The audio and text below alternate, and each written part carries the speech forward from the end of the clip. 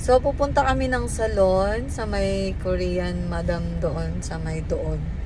Ipapakulot ko tong korikong na to. Oh. Papakulot ko yung hair lalo niya. Let's go!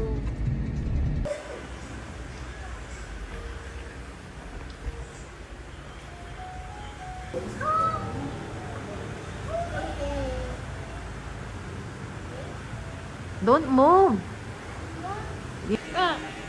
What? What? Huh? Ko nang napa-curl si Big Boss. So, eto na yung result. Come on. Tada! Tada! You like it? Your hair? Hoy! Come on! Ay, chicha. You know. Look at me.